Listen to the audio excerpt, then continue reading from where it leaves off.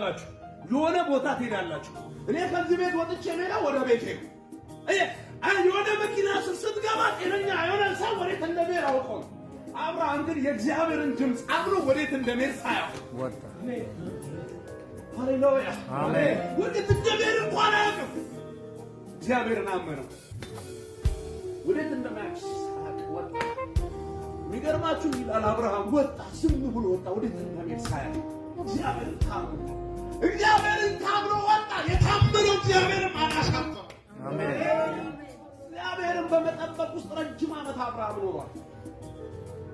የእግዚአብሔርን መንግስት ፍለጋ ወጣ። ኪዳኑን በላዩ ላይ ጭኖ የኔ ጌታ አስወጣው።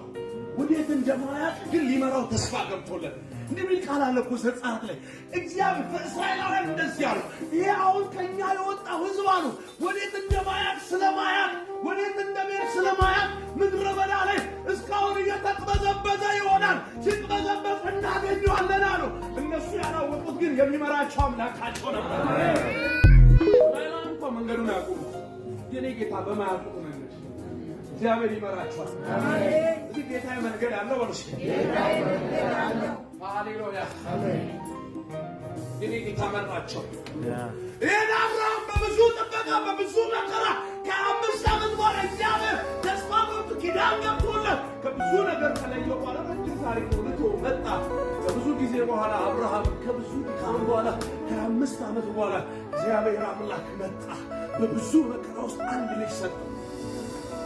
ይስሐቅ ስሙ ይስሐቅ ይባል እግዚአብሔር ሰጠው። ማለት በለሊት መጣ። ለጌታ ጋር አብርሃም ሆነው አቤት አለ። ልጅን ይስሐቅ ሰዋል ሲል በኢየሱስ ስም የሰይጣን ድምፅ ነው ቸርችልን እንቃወም ብሎ አላለ። ለምን መሰለህ ያላለው? አብርሃም የአምላኩን የእግዚአብሔርን ድምፅ ያውቃል። አሜን። የአምላካችሁ የእግዚአብሔርን ድምፅ ማወቅ ይሆንላችሁ። አሜን።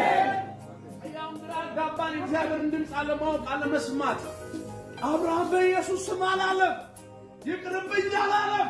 ከሰይጣን ነው አላለም። ለምን መሰለህ? የአምላኩን ድምፅ ያውቃል። አሜን። ሃሌሉያ አሜን። ማፈራስ ሳታንያስ ካላማሽ ኤላ ባራባስ አሜን ፐሩስ አሜን። ሳምራስ ለምድር ኢየሱስ ጌታ አሜን። ማቱስ አሜን ፐሩስ አሜን። ሃሌሉያ አሜን። ሰዋል ይዝራው የአምላኩ እግዚአብሔር ድምፅ ነው። ያውቀዋል። ይሄ የአምላኬ እግዚአብሔር ድምፅ ነው። ይሄ የጌታዬ ድምፅ ነው። ይሄ የሰማው አውቀዋለሁ። ከሁሉ ምድር ስወጣ ሰምቼ የወጣሁት ይህንን ድምፅ ነው። በዚህ ድምፅ አለመታዘዝ